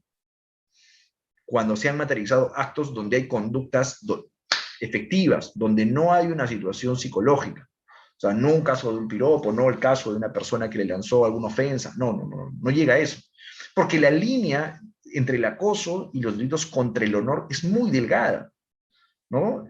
Nosotros tenemos dentro del Código Penal un catálogo de delitos que son justamente los delitos contra el honor, y dentro de ellos podemos tener, por ejemplo, el tema de la calumnia o la difamación, ¿no es cierto? Y en el marco, por ejemplo, de la difamación, podemos imputar que se trata justamente de un supuesto en el cual yo le postulo un hecho falso, ¿no? Algo que media su honor, y ese tipo de conductas van a poderse, en todo caso, enfocar desde esa perspectiva.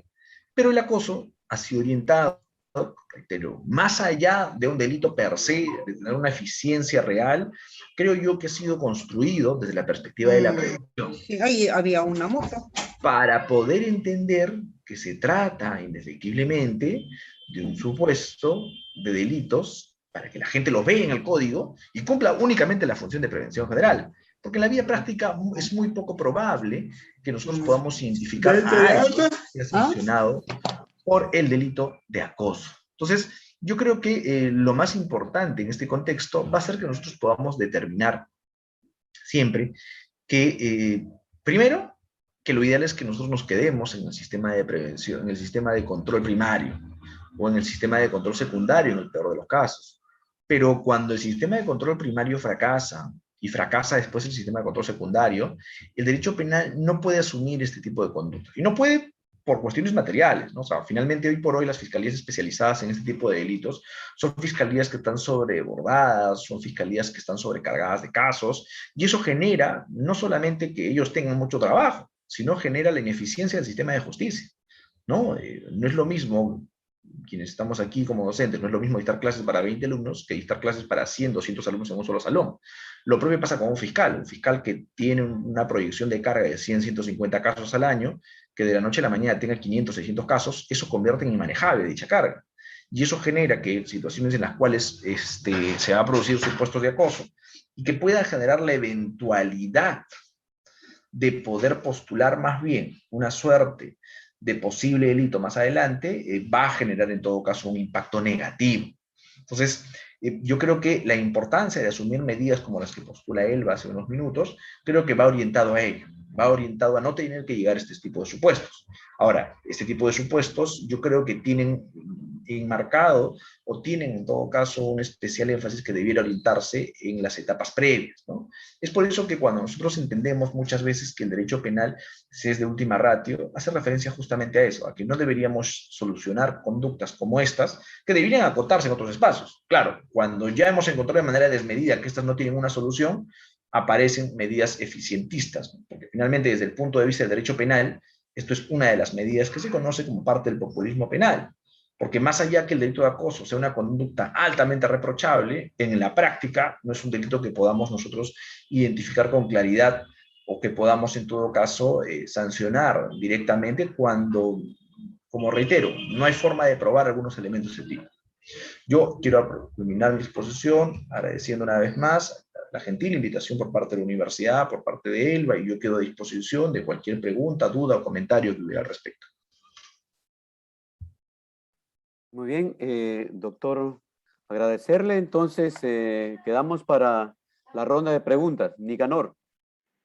Sí, muchas gracias, doctor Jorge Zúñiga Escalante, por esta brillante y magistral conferencia. Muchas gracias. El tema está en debate hoy mismo con el caso Bellido y con otros Bellidos, ¿no? Y con otros casos. El tema es de actualidad política, el tema es de actualidad jurídica, el tema es de debate universitario. Y como desde la academia yo creo que vamos asumiendo, vamos asimilando, vamos abordando este tema que por muchos años, que históricamente estuvo ahí debajito de la alfombra, ¿no?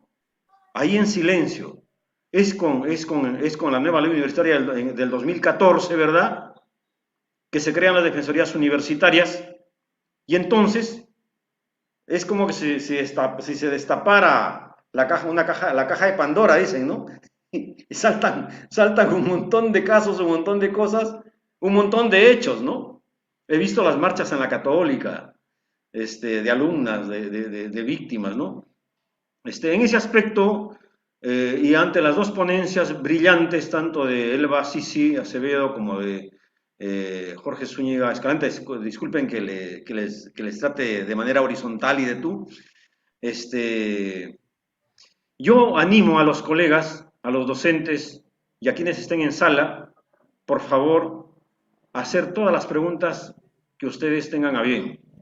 Comentarios, interrogantes, cuestionamientos, no sé, hagámoslo por favor, porque luego nos quedamos con dudas, con mucha confianza.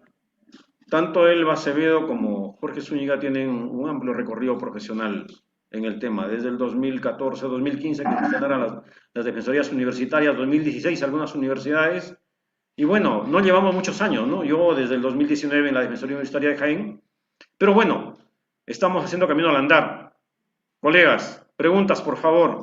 Wilmer, yo le ruego a Wilmer y a Ana Lucía que vayamos recogiendo las preguntas en el chat, tal vez.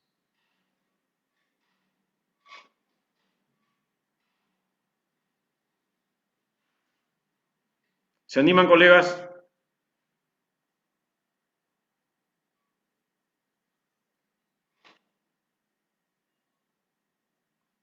Nada, todo ha quedado claro, bien clarito. Wilmer, ¿tienes alguna cuestión?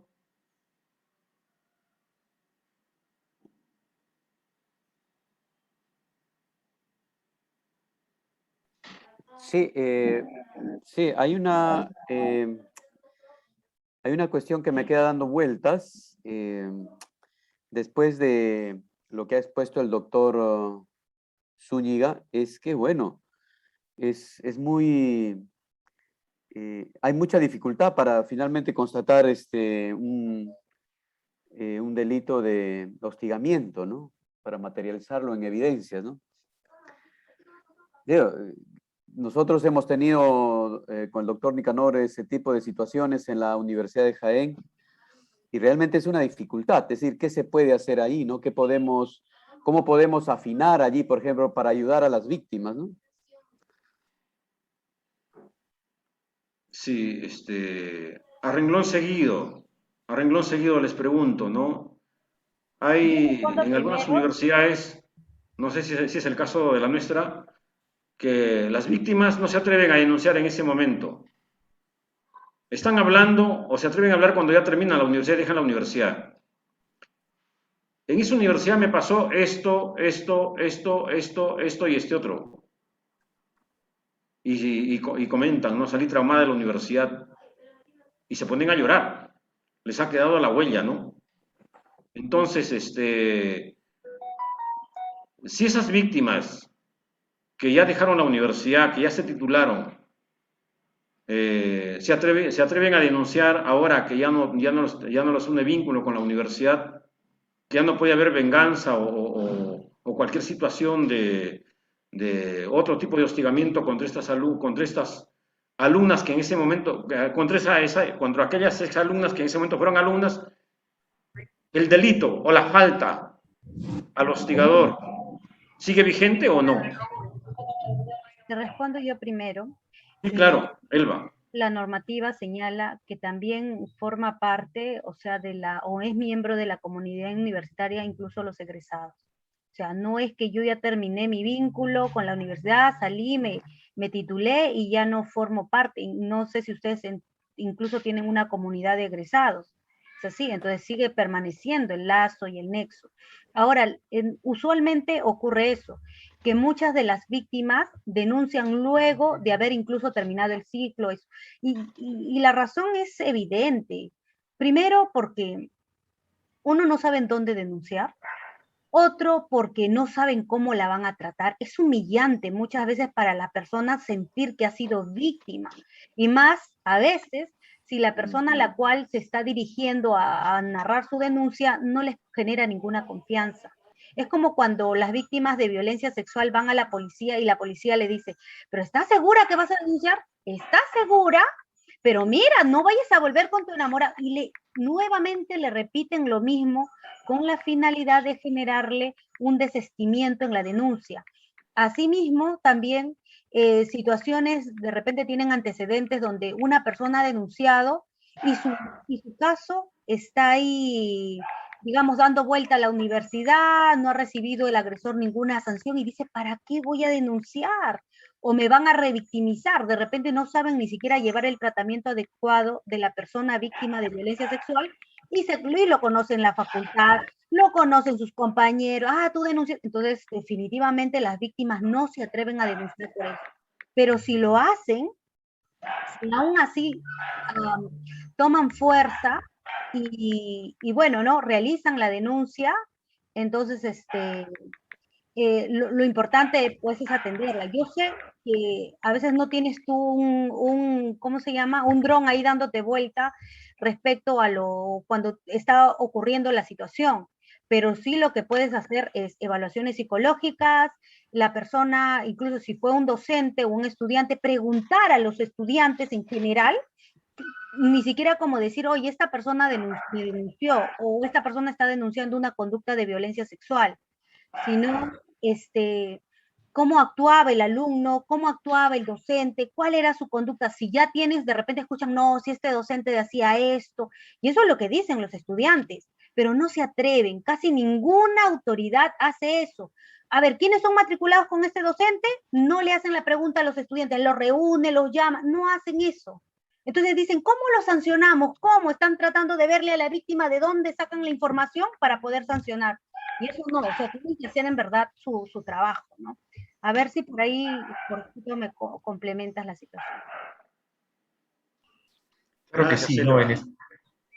En efecto, sobre el tema en cuestión, creo yo que un dato importante es que, claro, nosotros, por ejemplo, en el marco del derecho penal, nosotros manejamos lo que se llama la entrevista única, que justamente busca evitar este tipo de situaciones, ¿no? Porque el solo hecho de una víctima de violencia sexual, o en todo caso, en este caso de acoso, lo que menos va a querer es volver a revivir la situación, ¿no?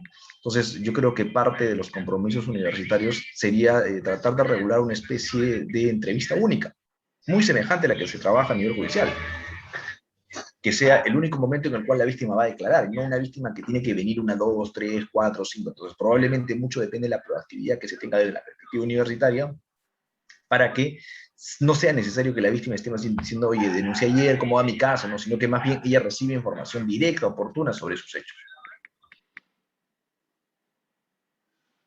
Y es muy importante, sí, a ver, para complementar adicionalmente, que cuando se esté sucediendo actos o hayan denunciado alguna conducta de violencia sexual, es que quieras o no, el agresor tiene que ser separado, ¿no? Mientras duren las investigaciones, y ahí está la normativa, con la finalidad de no generar revictimización. No sé si ahora te has enterado, ha habido una nueva modificación al reglamento, donde ahora a la víctima se tiene que primero señalarle cuál va a ser el procedimiento adecuado para recibir su denuncia y luego también pasar por un examen, una evaluación psicológica y dejarle constancia a la víctima de que efectivamente, ¿no? Ella lo va a recibir por la universidad o por otro medio del sistema de salud nacional o por particular, pero ella tiene que firmar un acta donde se le ha dejado constancia que se le está ofreciendo que haya una evaluación psicológica dentro de la universidad. Y eso también genera digamos, un aliciente también para las personas en general de que la universidad está velando por la salud emocional de los miembros de la comunidad universitaria. Porque muchas veces, o sea, no tienen ni siquiera una mínima cantidad de psicólogos dentro de la comunidad universitaria, y ahora en tiempos de pandemia incluso están generando ese tipo de situaciones, ¿no? Y bueno, no sé si hay alguna pregunta adicional.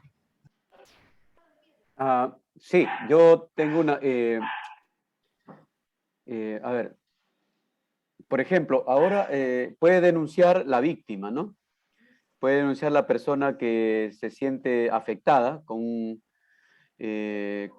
una situación de hostigamiento, pero también puede denunciar un estudiante anónimamente, y como lo han reafirmado ustedes, como que todos estamos implicados en esta problemática.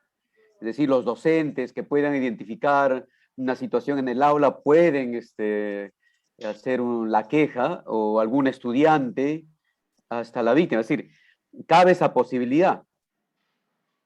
Claro, sí, cualquier persona. Recuerden que la Defensoría actúa de oficio, no necesariamente cuando la víctima tiene que ir necesariamente a hacer la denuncia. Si ya hay una incluso denuncia anónima, oye, esto está pasando, ¿no? Ya, entonces yo empiezo a hacer las investigaciones respectivas de por qué esto ha sucedido. O sea, no necesariamente tengo que obligar a la víctima.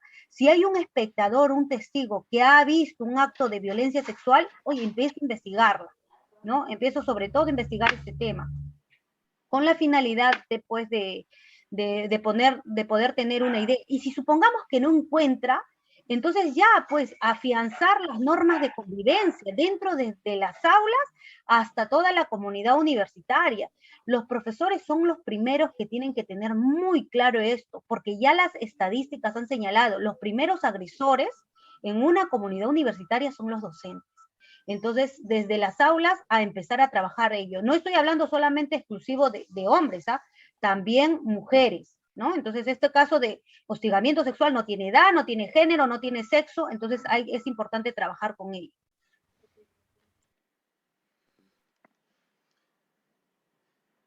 En tu recorrido, Elba y Jorge, en el recorrido de ustedes, en el recorrido académico y de práctica de defensa de los derechos más elementales de las estudiantes o de los estudiantes o de las docentes o los docentes, desde que se fundaron las defensorías universitarias, no sé si tienen alguna, además de la experiencia que ha contado Elba, o de lo que has podido decir, Jorge, no sé si hay otros actos, otras experiencias que son dignas de recordar.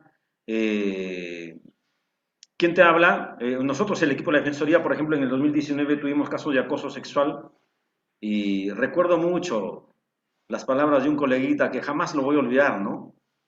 ¿Para qué se meten a hacer este tipo de trabajo, este tipo de denuncias de acoso sexual, cuando ustedes tendrían que estar investigando?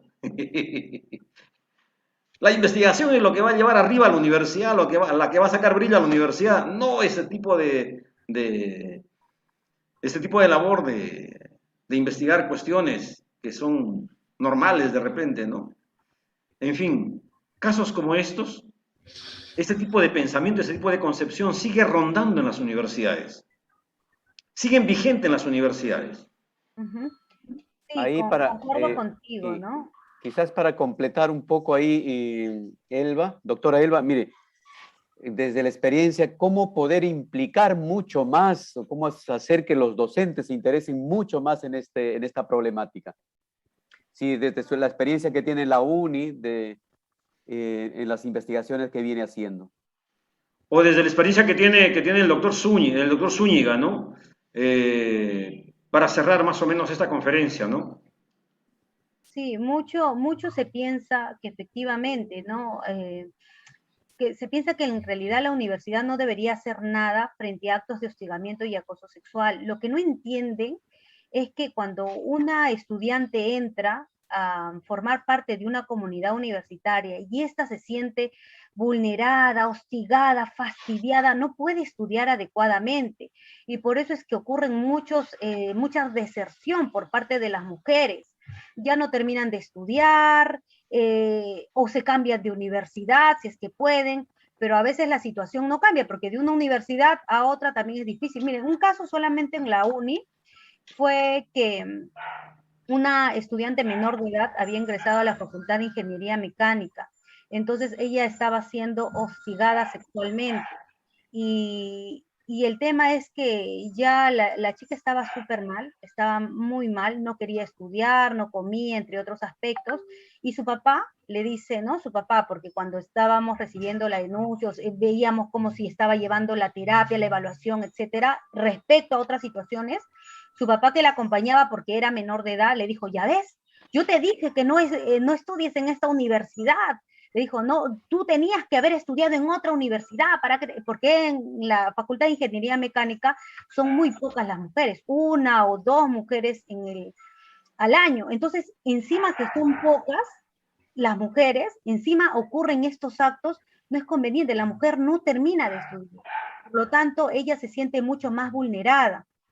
Y lo mismo sucede más adelante, con cargos incluso, nosotros vemos que ya hay muy pocas mujeres que terminan la maestría, menos aún doctorada, menos aún todavía investigadores o investigadoras. ¿Por qué? Porque poco a poco, aparte de toda la situación, ¿no? Porque se asume de que la mujer tiene que criar a los hijos, tiene que cuidar a los padres, entre otros aspectos, también se le agrede sexualmente. Entonces, es muy importante que cuando se visibilice el tema, también las universidades empiecen a generar motivación, incluso también incentivos económicos, becas de investigación, para que los demás estudiantes, hombres o mujeres, se sumen a realizar investigaciones respecto a actos de hostigamiento y acoso sexual de su universidad, para que se conozca la realidad y la universidad pueda hacer algo al respecto.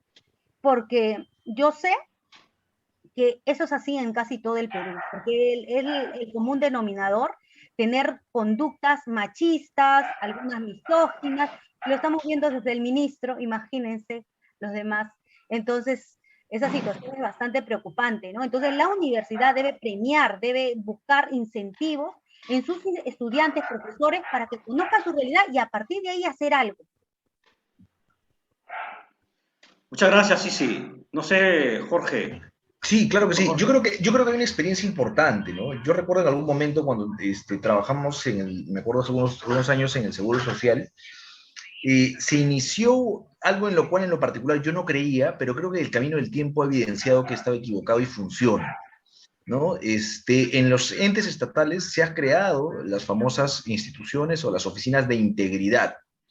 Y básicamente las oficinas de integridad funcionan como oficinas distintas a la Oficina de Recursos Humanos, distintas a las Procuradurías, pero cuya labor únicamente es recibir denuncias y funcionar de una suerte de fiscalía, recabar, codificar, anonimizar las personas que reciben la denuncia y guardar ese filtro de intimidad y hacer seguimiento a las denuncias. Nada más. Yo creo que ese ejemplo, creo que es un ejemplo digno de ser replicado en las universidades, ¿no? Estas oficinas de integridad, claro, en el ente público, en los entes del Ejecutivo, se han creado con fines de evitar la corrupción. Yo creo que esto podría replicarse perfectamente para los supuestos de acoso. O sea, tener una oficina de integridad que se encargue de recibir a una persona que presenta una denuncia, le da asistencia psicológica, le da el anonimato que requiere, le da seguimiento a la denuncia, y es un órgano además independiente a los demás órganos que estén a cargo de cualquier otra eventualidad. Entonces yo creo que ese tipo de cuestiones o de prácticas pueden replicarse fácilmente, sin mucho recurso, pero en especial pueden ser un incentivo prudente para desmotivar aquellas conductas como las que hoy por hoy estamos cuestionando. Yo creo que ese tipo de conductas, una vez identificadas, y ese probablemente es el mayor problema, ¿no? Identificar la recurrencia de estas conductas, dónde se dan, para sobre ello diseñar políticas, ¿no? O sea, el trabajo de él es brillante en el sentido de que nos permite identificar dónde está el problema, en el virtual, en el presencial, en qué espacio se da para justamente generar clúster, generar llaves que nos permitan a nosotros evitar que se produzcan estas situaciones. Pero el gran problema, coincidir conmigo, Elba, es que no hay fuentes de información. Y no hay fuentes de información porque la gente no denuncia. Y no denuncia porque ven que el sistema no funciona, ¿no? El profesor Luis Pázara, un gran estudioso de la Administración de Justicia, dice, oye, las personas no creen en el sistema de justicia. Si no creen en el sistema de justicia, no denuncian. Y si no denuncian, generan conflictos sociales. Y eso es justamente lo que hay que promover, ¿no? La denuncia es el primer paso para poder generar cosas más grandes. Y creo yo que esa es la parte más importante que nos toca a todos nosotros, educadores. Gracias. Solamente para traerles un modelo, por ejemplo, en México, en Chile, las direcciones de género son, digamos, allá la norma. Cada facultad tiene dirección de género, y asimismo hay una dirección de género general de toda la universidad, quienes se encargan de implantar o de desarrollar programas, políticas públicas dentro de la universidad para saber qué hacer, ¿no? Entonces es muy importante que cada universidad de verdad asuma su rol. Y el tema de la denuncia, de fomentar la denuncia, también es muy importante. Yo le hice un cuestionamiento al Ministerio de la Mujer, porque de ahí viene la normativa, respecto a la forma como se está llevando el proceso de denuncia de hostigamiento sexual dentro de las universidades. Y bueno, me han hecho caso recientemente, por eso es que ha habido una modificación a la normativa. Ustedes saben que lo normal es que la Defensoría reciba la denuncia, o en este caso era el Comité de Intervención frente al hostigamiento sexual, que no sanciona, que solamente investiga, y luego le tira la investigación o saca una resolución señalando de que se apertura un proceso administrativo disciplinario al supuesto agresor. Y eso pasa a la facultad, donde duerme el sueño, no sé si de los justos o de los injustos, pero yo lo entiendo. La facultad tiene diversas situaciones académicas, incluso ahora viendo temas de violencia sexual, que es un tema muy especializado, y las facultades a veces no tienen una asesoría legal adecuada, no conocen del tema. Es más, han habido facultades donde donde el consejo de facultad ha dicho, no, nosotros no vemos eso, no queremos, nadie quiere, digamos, ser la parte instructora, ni nada, no quieren asumir ese tema. Entonces, y yo ese tipo de observación le hice al Ministerio de la Mujer, y es por eso que ha salido una modificación a este reglamento último, donde ahora sí se van a hablar de, por ejemplo, en este caso, una secretaría de instrucción. O sea, va a haber una comisión disciplinaria y un tribunal disciplinario. Entonces van a haber dos organismos ya que se encarguen de sancionar, uno en primera instancia y otro en segunda instancia. Ya está la normativa.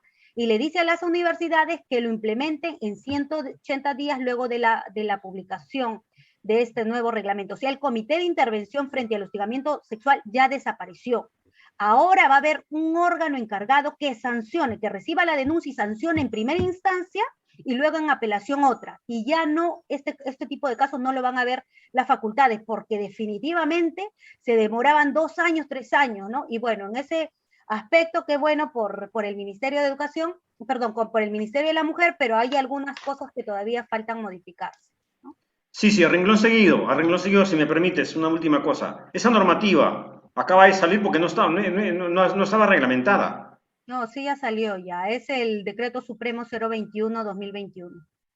Te agradecería si nos alcanzas, por favor, te agradecería si nos alcanzas para ponerla en actividad en nuestra universidad, porque yo sabía hasta hace 2 semanas que no salía todavía la reglamentación de ese nuevo Decreto Supremo. Ya salió, ya está la modificación. Perdón, se ha modificado, pero todavía falta la reglamentación. O sea, se ha modificado el reglamento de la ley 27942, donde se incorporan estos artículos, ¿no? A eso. Entonces, pero igual le dice a las universidades, en todo caso, si alguna universidad todavía sigue buscar aprobar su comité de intervención ya no lo debe hacer. Eso ya debe estar fuera ya. Entonces deben estar viendo qué características deben tener estos órganos. Es más, la misma normativa te dice ahora qué características deben tener los profesionales. Los profesionales ya no pueden ser cualquier profesor que simplemente, no, sino tienen que tener también determinadas capacidades para que asuman tanto como órgano de primera instancia y de segunda instancia, porque ¿cómo es posible que una persona que no sepa nada de derechos humanos esté en alguno de estos órganos, ¿no? Entonces ya he puesto los requisitos de quienes deben encargarse de manejar estos órganos. Muchas gracias, sí, te agradecemos infinitamente. Si hubiera alguna pregunta, Wilmer, o Ana Lucía, ¿estás por ahí, Ana Lucía? Si tuvieras alguna pregunta, por favor, algún comentario. ¿Sí me escuchan? Sí, claro, perfecto. Bien, ya para ir terminando, bueno, con las ponencias, doctora Acevedo, magíster Acevedo y doctor Jorge, ¿no? Muy buena la participación de ambos nuevamente en esta conferencia, alrededor de 45 docentes, 45 participantes tenemos en sala, ¿no? Mencionar una vez más si hay alguna participación por parte de los docentes académicos de la Universidad Nacional de Jaén. Y bueno, si no hay todavía alguna participación, mencionar, ¿no? Como lo mencionaba Magíster Acevedo, no solamente el hostigamiento sexual se da tanto en mujeres, porque los varones también son los que están recibiendo parte del acoso, parte del hostigamiento sexual dentro de la universidad. Y mi pregunta también, mi pregunta hacia ambos ponentes es, ¿cuál es la responsabilidad, ¿no? que puede tener no solamente la Defensoría desde nuestra postura que podemos brindarle el seguimiento o el cuidado tanto a los alumnos o a todo el personal que se encuentra dentro de la universidad, sino también cuál es la responsabilidad que tiene el docente académico o tiene los empleadores, ¿no? de la universidad frente al hostigamiento sexual, partiendo que la Defensoría cuida y aboga a los alumnos, pero también es responsabilidad de la docencia académica, del personal administrativo, cuál es la responsabilidad que tienen para poder hacer frente al acoso o al hostigamiento. Bien, la Defensoría se encarga de cuidar o de velar por los derechos de todos los miembros de la comunidad universitaria, alumnos, docentes, administrativos, etcétera. Entonces, ahora, la responsabilidad sí que incurriría la universidad por no realizar algunas intervenciones de prevención o de sensibilización, pues son las multas que les pone SUNEDU, ¿no? Cuando sobre todo recoge si han denunciado, no han denunciado, o cuál es el procedimiento que están haciendo en la lucha contra este tipo de flagelo. Entonces, la de SUNEDU cada cierto tiempo está pidiendo alguna información. Si a ustedes hasta ahora no les ha pedido, bueno, se han salvado. Pero normalmente es de manera, ¿cómo se le dice? Bueno, esta palabra, donde no te dicen cuándo te van a solicitar, inadvertida, de manera inopinada. Entonces te solicitan la información de qué están haciendo ustedes como universidad. Entonces de esa forma ellos pues verifican si están cumpliendo ustedes, actuando de manera preventiva y en casos, y si es que haya casos de hostigamiento o acoso, cómo lo han resuelto. Porque no es lo mismo, y por favor, la Defensoría sí tiene que tener esto también, porque cuando supongamos que llega a la facultad y la facultad sanciona, entonces, la Defensoría, supongamos que dicen, archivo el caso, ya, ¿qué hizo la Defensoría? ¿Quedó satisfecha? ¿Emitió algún pronunciamiento al respecto o no hizo nada? Se quedó ahí. Entonces, eso es muy importante también que lo tengan ahí en ese seguimiento, ¿no? Entonces, todo eso evalúa a SUNEDU, si está de acuerdo, bien.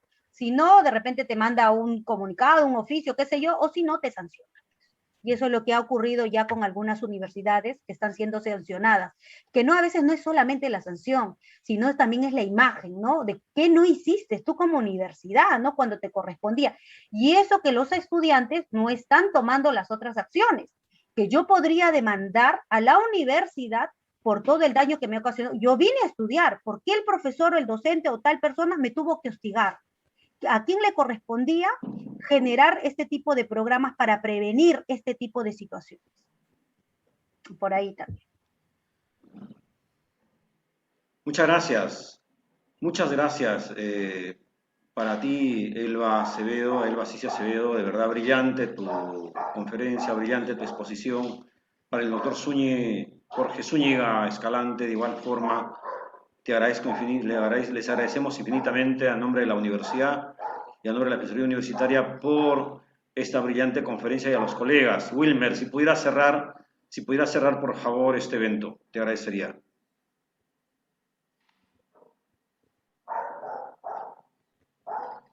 Hola Wilmer, ¿estás? Wilmer parece que ya salió de la sala. Wilmer. Sí está Nada. conectado, pero no responde. Sí, algún problema tiene con su ordenador. Uno nunca sabe que hay al otro lado de la pantalla. En todo caso, colegas de la Universidad Nacional de Jaén y algunos estudiantes que están aquí de mi universidad, sinceramente les agradezco por haber asistido a estas dos conferencias brillantes sobre el tema de hostigamiento y acoso sexual. Pero agradecer sobremanera a la magíster Elba Cicia Acevedo y al doctor Jorge Zúñiga Escalante por haber tenido la voluntad de haber venido voluntariamente a colaborar con nuestra Universidad Nacional de Jaén. La defensa de los derechos humanos, creo que los que estamos en las defensorías lo llevamos en el alma, ¿no? A ras de piel, y aquí están ustedes en primera línea. Gracias por esto, Elba, por este enorme gesto, por este bonito gesto, y a seguir investigando. Doctor Zúñiga, en nombre de la Universidad Nacional de Jaén, doctor Zúñiga, por favor, disculpe, he dicho Zúñiga, a nombre de la Universidad Nacional de Jaén, le damos las infinitas gracias por su participación y por su brillante conferencia. Ya nos estaremos reuniendo próximamente para ver qué más seguimos haciendo, cómo trabajamos voluntariamente y de manera comprometida con Chachapoyas, con Tarapoto, con Chota, con Bagua, que sigue vigente y que siga la herida abierta en Bagua, ¿no es cierto? Y con otras universidades, y con otras universidades de esta región grande, nororiental del Marañón. Acá vemos un promedio de 6 o 8 universidades, más 10 universidades, que están ahí en silencio, trabajando el tema como pueden. La Universidad Nacional de Jaén es la única que está participando dentro de la red de universidades de la Defensoría a nivel nacional, y en ese contexto nos hemos conocido con usted, Elba, ¿no? Elba Sisi, y ahora con el doctor Jorge Zúñiga. Por eso les agradecemos infinitamente, de verdad a los dos, muchas gracias por haber venido, y a los colegas, en nombre del doctor Óscar Andrés Gamarra Torres, en nombre de la Comisión Organizadora de la Universidad Nacional de Jaén, quienes vienen apostando por la Defensoría Universitaria y por darnos todo el apoyo a la Defensoría Universitaria, desinteresado, para hacer ese trabajo que venimos haciendo como defensores. El doctor Óscar Andrés Gamarra Torres y nuestro vicerrector no están en esta conferencia, pero conocido es que están apostando por apoyar en todo lo que puedan y por asumir como suyo y como política universitaria el tema de acoso y hostigamiento sexual en nuestra universidad, y lo seguiremos trabajando seguramente. Muchas gracias, Elba Acevedo. Muchas gracias. Hasta luego.